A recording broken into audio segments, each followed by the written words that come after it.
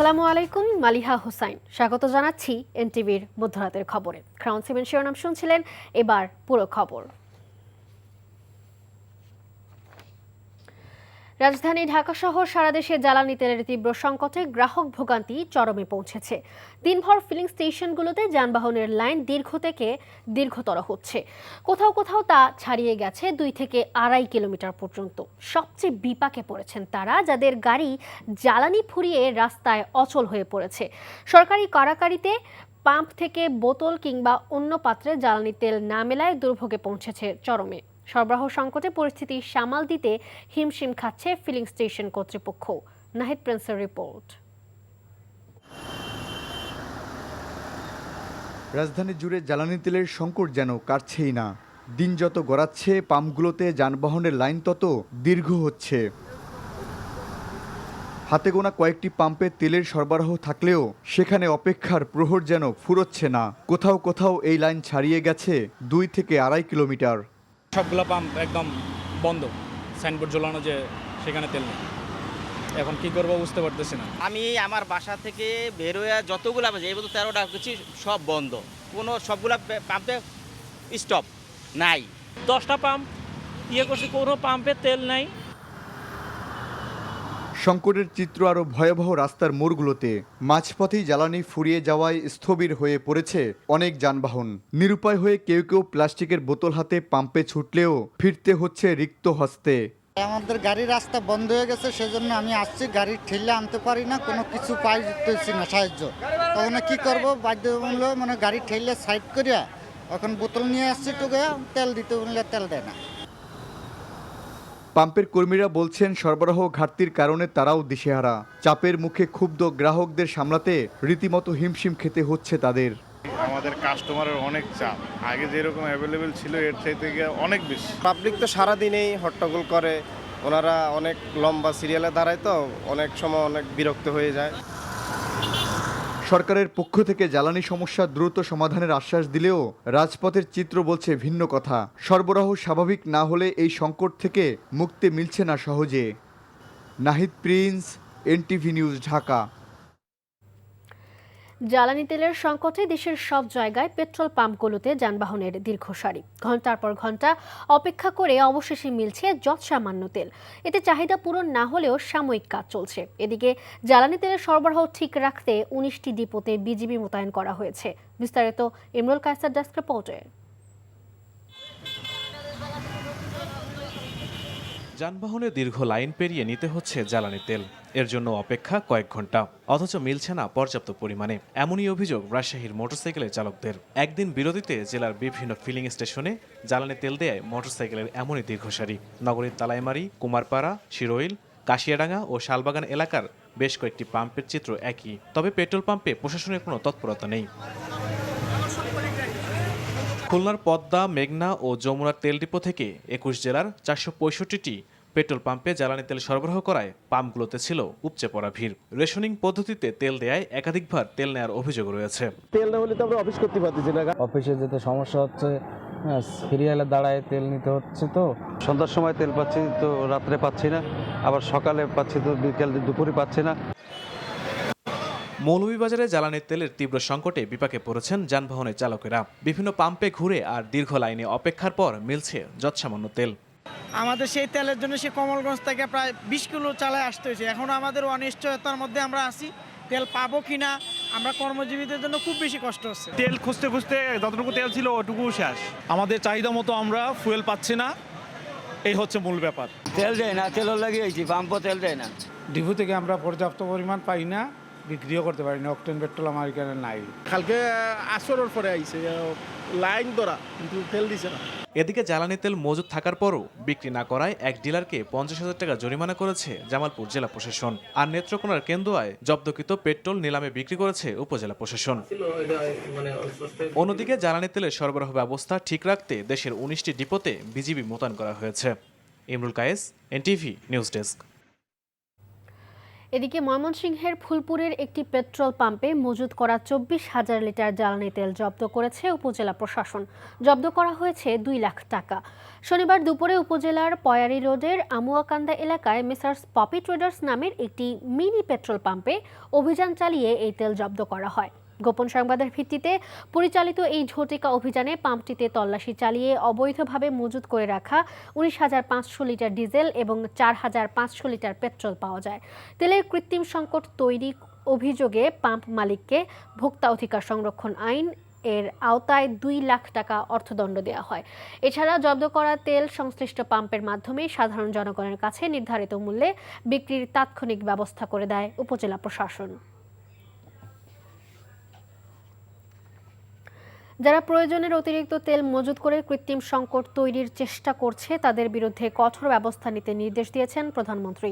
সরকার দলীয় বৈঠক শেষে এই কথা জানান চিফ হুইপ মোহাম্মদ নুরুল ইসলাম মুনি।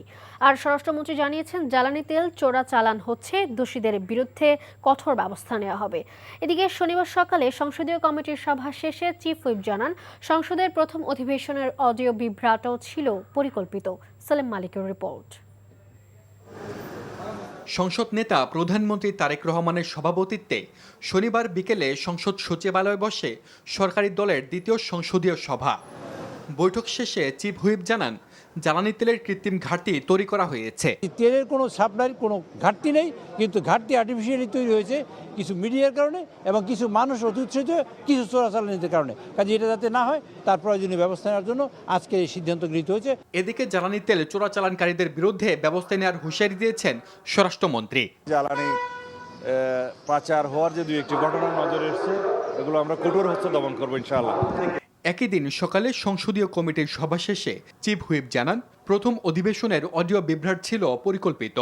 সরকারকে অপ্রস্তুত করতে এটি ঘটানো হয়েছিল। রিয়েলি এখানে একটা স্যাবোটেজ হয়েছে বলে মনে করি, আমরা ধারণা করি। আর এখানে অ্যাকচুয়ালি সাউন্ড সিস্টেমের জন্য যে প্রবলেম, তার জন্য এক্সপার্ট লোকরে আমরা ইনভাইট করেছি, সেটা হলো বুয়েট থেকে। জাতীয় সংসদের স্পিকারের সহধর্মীর মৃত্যুতে গভীর শোক প্রকাশ করেন চিফ হুইপ। জানান, আগামী সোমবার সংসদের দক্ষিণ প্লাজায় দিলারা হাফিজের জানাজা অনুষ্ঠিত হবে। সেলিম মালিক, এনটিভি নিউজ, ঢাকা। 5 দিনের মধ্যে প্রায় 2 লাখ টন তরলীকৃত প্রাকৃতিক গ্যাস এলএনজি নিয়ে চট্টগ্রাম বন্দরে ভিড়বে 3টি জাহাজ। এর মধ্যে একটি জাহাজ ইতোমধ্যে দেশের সমুদ্র সীমায় পৌঁছেছে। বাকি 2টি জাহাজ আগামী বুধবারের মধ্যে এসে পৌঁছানোর কথা রয়েছে। চট্টগ্রাম বন্দর কর্তৃপক্ষের সচিব সৈয়দ রফায়েত হামিম বিষয়টি নিশ্চিত করে বলেন, অস্ট্রেলিয়া থেকে 61,997 টন এলএনজি নিয়ে HL পাফিন ট্যাঙ্কার গত বৃহস্পতিবার কুতুবদিয়া উপকূলে পৌঁছেছে। এছাড়া ইন্দোনেশিয়া থেকে 61,000 টন এলএনজি নিয়ে নিউ ব্রেভ এবং যুক্তরাষ্ট্র থেকে প্রায় 70,000 টন এলএনজি নিয়ে সেলসিয়াস গ্যালাপাগোস নামের আরও 2টি জাহাজ আগামী বুধবারের মধ্যে চট্টগ্রাম বন্দরে পৌঁছাবে। বিএনপি ও বর্তমান সরকারের কাছে জনগণের অনেক প্রত্যাশা রয়েছে জানিয়ে প্রধানমন্ত্রী তারেক রহমান দলের প্রতিটি নেতাকর্মীকে ধৈর্য ধারণ করে দেশের আইন শৃঙ্খলা পরিস্থিতি স্বাভাবিক রাখার আহ্বান জানান। বলেন, জনদুর্ভোগ হয় এমন কাজ করা যাবে না। শনিবার সন্ধ্যায় দলের কেন্দ্রীয় কার্যালয়ে এসে প্রধানমন্ত্রী ও বিএনপি চেয়ারম্যান তারেক রহমান এসব কথা বলেন। ইফতেখার রেজার রিপোর্ট। প্রধানমন্ত্রী হিসেবে দায়িত্ব গ্রহণের পর প্রথমবারের মতো কার্যালয়টিতে দাপ্তরিক কাজ করলেন দলের চেয়ারম্যান তারেক রহমান। শনিবার সন্ধ্যা 7:30টায় কার্যালয়টিতে যান প্রধানমন্ত্রী ও বিএনপি চেয়ারম্যান তারেক রহমান। এ সময় দলের শীর্ষ নেতৃবৃন্দ, সরকারের মন্ত্রী, প্রতিমন্ত্রী ও নির্বাচিত এমপিদের সঙ্গে বৈঠক করেন প্রধানমন্ত্রী। সাংগঠনিক কার্যক্রম বেগবান করতে দেন নানা নির্দেশনা। পরে অপেক্ষারত হাজারো নেতাকর্মীর উদ্দেশ্যে বক্তব্য রাখেন প্রধানমন্ত্রী তারেক রহমান। এ সময় তিনি কার্যালয়ের সামনের সড়কের যান চলাচল স্বাভাবিক রাখতে নেতাকর্মীদের নির্দেশ দেন। আমাকে সাংগঠনিক কাজে অফিসে আসতে হবে, কিন্তু প্রতিদিন যদি রাস্তা এইভাবে করে বন্ধ করে দেওয়া হয় তাতে কিন্তু দলের বদনাম হবে, মানুষের কষ্ট হবে। ঠিক আছে, এইভাবে প্রতিদিন রাস্তা বন্ধ করা যাবে না। যেভাবে সাধারণ স্বাভাবিক বিষয়, সেটি আমাদেরকে চেষ্টা করতে হবে যাতে স্বাভাবিক থাকে সবকিছু। যদি আমাকে পল্টন অফিসে দেখতে চান সবাই আপনারা, তাহলে রাস্তার পরিবেশ স্বাভাবিক রাখতে হবে। প্রধানমন্ত্রী আরও বলেন, দেশের মানুষের প্রত্যাশা পূরণে ধৈর্য ধারণ করতে হবে। আইন শৃঙ্খলা পরিস্থিতি বজায় রাখারও আহ্বান জানান প্রধানমন্ত্রী। মানুষ অনেক প্রত্যাশা নিয়ে দলের দিকে তাকিয়ে আছে। কাজে এখানে যে সকল নেতাকর্মী আছে, সারা দেশে আমাদের যে সকল নেতাকর্মী আছে, আমাদেরকে ধৈর্য ধরতে হবে, আমাদেরকে আইন শৃঙ্খলার ভিতরে থাকতে হবে এবং আমাদেরকে মানুষের পাশে দাঁড়াতে হবে। মানুষের সমস্যা হয়, কষ্ট হয়, অসুবিধা হয়, সেই জিনিসগুলো করা যাবে না।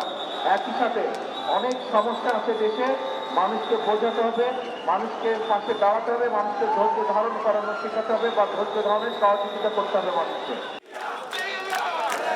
এর আগে দলীয় প্রধানের আগমনের খবরে হাজারো নেতাকর্মী ও সমর্থক ভিড় করেন কার্যালয় ও আশেপাশের এলাকায়। দেশের স্বার্থে সরকারের সাথে একযোগে কাজ করার দৃঢ় প্রত্যয় ব্যক্ত করেন দলটির কর্মী সমর্থকরা। Iftekhar Reza, NTV news, Dhaka. আগামী সোমবার ক্রীড়াকার ও ক্রীড়াবিদদের ভাতা প্রদান কার্যক্রম উদ্বোধন করবেন প্রধানমন্ত্রী তারেক রহমান। প্রথম পর্যায়ে 20টি খেলার 129 জন ক্রীড়াবিদকে এই ভাতা দেওয়া হবে। শনিবার জাতীয় ক্রীড়া পরিষদের সংবাদ সম্মেলনে এইসব তথ্য জানান ক্রীড়া প্রতিমন্ত্রী আমিনুল হক।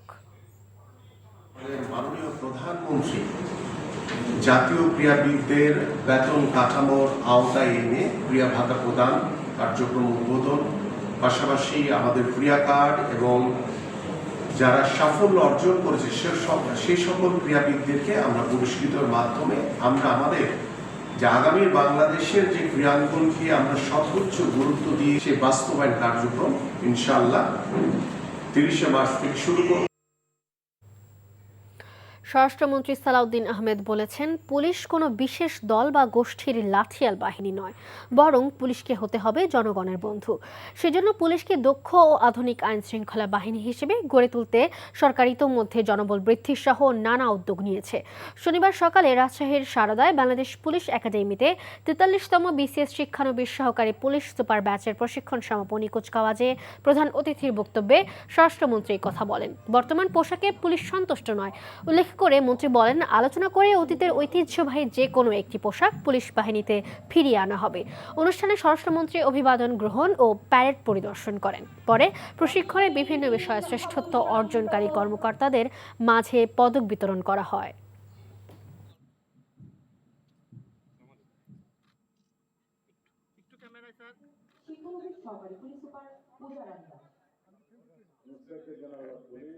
বর্তমান সরকার বিশ্বাস করে পুলিশ কোনো বিশেষ দলের বা গোষ্ঠীর লাঠিয়াল বাহিনী নয়, বরং পুলিশ হবে জনগণের কৃত্রিম বন্ধু।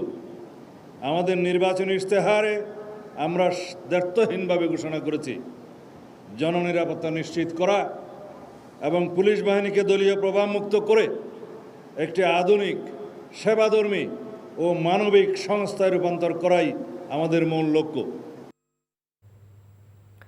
এনসিপির আহ্বায়ক ও জাতীয় সংসদের বিরোধী দলীয় চিফ হুইপ নাহিদ ইসলাম বলেছেন, আওয়ামী লীগের মতো বর্তমান সরকারও সংবিধানকে নিজেদের মতো করে ব্যাখ্যা করছে। এই প্রবণতা চললে জনগণ আবারও রাজপথে নেমে তাদের রায় দিবে। শনিবার বিকেলে শহরের চাষারায় জেলা পরিষদের ডাকবাংলোতে এনসিপির নারায়ণগঞ্জ মহানগরের সাধারণ সভায় তিনি এই কথা বলেন।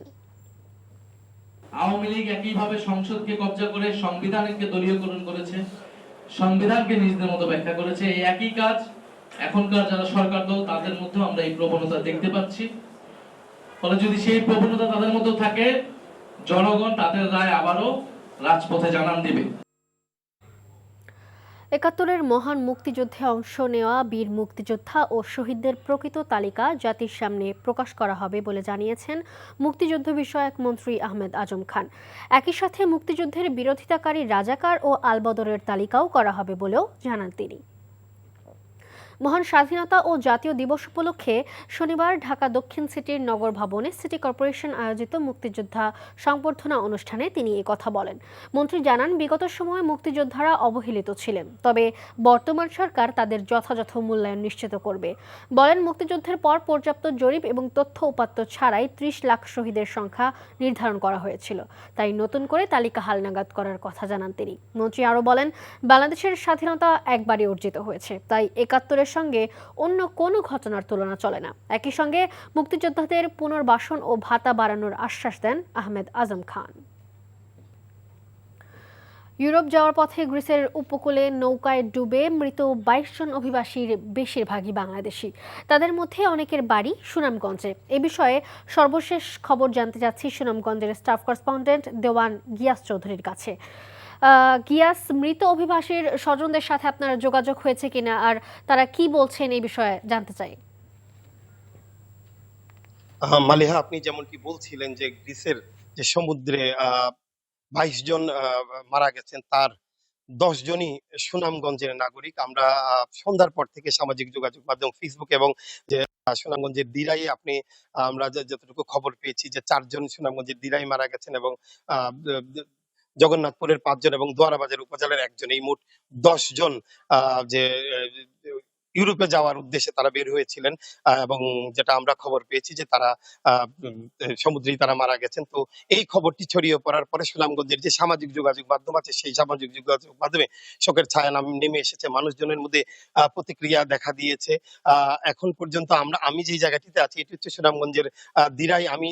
আমরা যাওয়ার চেষ্টা করেছিলাম সুনামগঞ্জের দিরাইয়ের জগদল ইউনিয়নের তারাপাশা গ্রামেরই ৩ জন মারা গেছেন এবং এর পাশের আরেকটি গ্রামের আরো একজন, মোট ৪ জন দিরাই মারা গেছেন। তো আমরা চেষ্টা করছিলাম এনটিভির দর্শকদেরকে যে স্বজনদের যে প্রতিক্রিয়া, তাদের যে মনের অবস্থা সেটি দেখানোর জন্য, কিন্তু এখানে আপনি জানেন সুনামগঞ্জ হাওর অঞ্চল হওয়ায় আমরা যে নদী পথ পার হওয়া যায়নি, যার কারণে আমরা দিরাই যে থানা আছে সেখান থেকে এখন এই খবরটি জানানোর চেষ্টা করছি। মালিহা, আমরা যেমনটি খবর পেয়েছি, স্বজনদের সাথে কথা বলেছি, এখানে যে ১০ জনের মধ্যে যারা মারা গেছেন তাদের যে খুব একটা যে খারাপ অবস্থা, আর্থিক খারাপ অবস্থা তেমনটি নয়। আসলে যে তরুণ যারা ছিলেন তাদের ইউরোপ যাওয়ার যে একটা মানসিকতা, মন মানসিকতা ছিল, আগ্রহ ছিল, সেজন্যই তারা আসলে এমনটি এই যে ঝুঁকিটা তারা নিয়েছেন। এবং আমরা যতটুকু এখন পর্যন্ত জেনেছি যে তাদের বয়স, বেশিরভাগের বয়স ১৮ থেকে ৩০-এর মধ্যে। ইউরোপ যাওয়ার একটা প্রবণতা আছে। আপনি জানেন যে সুনামগঞ্জের বেশিরভাগ এলাকা প্রবাসী অধ্যুষিত এবং লন্ডন প্রবাসী হওয়ার কারণে মানুষজন ইউরোপে যেতে যান। তো সেই ইউরোপে যাওয়ার জন্যই তারা এই এমন ঝুঁকি নিয়েছেন এবং ঝুঁকি নেওয়ার কারণে এই সুনামগঞ্জের ১০ জন মারা গেছেন। সুনামগঞ্জের দিরাইয়ের ৪ জন, জগন্নাথপুরের ৫ জন এবং দোয়ারা বাজারের ১ জন। তো স্বজনদের আমরা চেষ্টা করব সকালের মধ্যে আরো খবর জানানোর জন্য। আমরা সুনামগঞ্জের জেলা প্রশাসন এবং সুনামগঞ্জের পুলিশ সুপার এবিএম জাকির হোসেনের সাথে কথা বলেছি। তিনি আমাদেরকে সঠিকভাবে না বললেও তিনি বলেছেন, আমরা যেমনটি খবর পেয়েছি সামাজিক যোগাযোগ মাধ্যমে, সব বিভিন্ন সংস্থার মাধ্যমে তারাও খবর পেয়েছেন, তবে নিশ্চিতভাবে কোন উপজেলায় কতজন মারা গেছেন তাদের পরিচয় আনুষ্ঠানিকভাবে প্রশাসনের পক্ষ থেকে জানানো হয়নি। তবে আমি দিরাই উপজেলার নির্বাহী কর্মকর্তা সঞ্জীব সরকারের সাথে কথা বলেছি, তিনি আমাকে জানিয়েছেন দিরাইয়ের যে ৪ জন মারা গেছে তিনি সেই খবর পেয়েছেন। তবে নিশ্চিতভাবে তাদের আত্মীয় স্বজনের কাছে থেকে তাদের সঠিক যে তথ্য আছে সেটি কেউই জানেননি। স্থানীয়রা অনেকেই এখন বলাবলি করছেন যে ইউরোপ যাওয়ার যে একটা আকাঙ্ক্ষা মানুষের মধ্যে ছোট থেকে থাকে, সেই আকাঙ্ক্ষার কারণেই তারা এই যে গ্রিসে লিবিয়ার সাগরে তারা ঝুঁকিটা নিচ্ছেন এবং এই ঝুঁকি নেওয়ার কারণে অনেক বাংলাদেশি সুনামগঞ্জের মানুষ মারা যাচ্ছেন, আমরা বিভিন্ন সময় খবর পাই। গ্রিসের উপকূলে বাংলাদেশি অভিবাসীর মৃত্যুর খবর জানছিলাম। প্রবাসের খবর। উপসাগরীয় অঞ্চলে চলমান যুদ্ধের মধ্যেই মহান স্বাধীনতা দিবস উদযাপন করেছে কুয়েতস্থ বাংলাদেশ দূতাবাস। এনটিভি কুয়েত প্রতিনিধি আলামিন সরকার জানান, বিদ্যমান বাস্তবতায় সীমিত পরিসরে দিবসটি পালন করেন দূতাবাসের কর্মকর্তা কর্মচারীরা। দূতাবাস প্রাঙ্গণে জাতীয় পতাকা উত্তোলন করেন রাষ্ট্রদূত মেজর জেনারেল সৈয়দ তারেক হোসেন। দূতাবাসে দিবসটি উপলক্ষে ভিডিও চিত্র প্রদর্শন করা হয়। চলমান পরিস্থিতিতে প্রবাসী বাংলাদেশিদের সর্বোচ্চ সহায়তা প্রদানে দূতাবাসের দায়িত্বের কথা উল্লেখ করে আন্তরিকতা ও পেশাদারিত্বের সাথে দায়িত্ব পালনের জন্য কর্মকর্তা কর্মচারীদের প্রতি আহ্বান জানান রাষ্ট্রদূত। সৌদি আরব প্রবাসী বগুড়া জেলা বিএনপির উদ্যোগে ঈদ পুনর্মিলনী অনুষ্ঠিত হয়েছে। এনটিভি সৌদি আরব প্রতিনিধি জানান, প্রবাসী বগুড়া জেলা বিএনপির সভাপতি ফিরোজ আহমেদ নয়নের সভাপতিত্বে ও সাধারণ সম্পাদক মিজানুর রহমান প্রধানের সঞ্চালনায় প্রধান অতিথি ছিলেন সৌদি আরব পূর্বাঞ্চল বিএনপির ভারপ্রাপ্ত সভাপতি ডক্টর গোলাম হাসনাইন সোহান। প্রধান বক্তা ছিলেন পূর্বাঞ্চল বিএনপির সাধারণ সম্পাদক অ্যাডভোকেট মিম সিদ্দিকুর রহমান ইমরান। বিশেষ অতিথি ছিলেন পূর্বাঞ্চল বিএনপির সাবেক সাধারণ সম্পাদক ফারুক আহমেদ চান, বর্তমান কমিটির সিনিয়র যুগ্ম সাধারণ সম্পাদক তাজুল ইসলাম গাজী, প্রবাসী বগুড়া জেলা বিএনপির সহ সভাপতি মাহফুজুর রহমান চঞ্চল, প্রচার সম্পাদক সামিউল শিলু, যুবনেতা শাহ আলম সহ অন্যরা। মক্কায় অনুষ্ঠিত হলো প্রবাসী চন্দনাই সমিতির ঈদ পুনর্মিলনী। মক্কা প্রতিনিধি কামাল পারভেজ অভি জানান, সমিতির সভাপতি মোজাম্মেল হকের সভাপতিত্বে ও সাধারণ সম্পাদক আমিনুল ইসলাম চৌধুরী কায়েসের উপস্থাপনায় বক্তব্য দেন ব্যবসায়ী মোহাম্মদ ফারুক, ব্যবসায়ী ও সাংবাদিক MY আলাউদ্দিন, হারুনুর রশিদ, মুরিদুল আলম মুরাদ, জাকের হোসেন, শাহ আলম। শেষে সাংস্কৃতিক অনুষ্ঠান ও রাফেল ড্র অনুষ্ঠিত হয়। এরপর বিজয়ীদের মাঝে পুরস্কার তুলে দেন অতিথিরা। এই ছিল মধ্যরাতের খবরে। এই খবরের ভিডিও সহ আপডেট জানতে ভিজিট করুন NTV অনলাইন www.ntv.com। এছাড়াও NTVর জনপ্রিয় সব অনুষ্ঠান ও খবরের আপডেট জানতে ভিজিট করুন আমাদের ইউটিউব ও ভেরিফাইড ফেসবুক পেজ। ধন্যবাদ সবাইকে।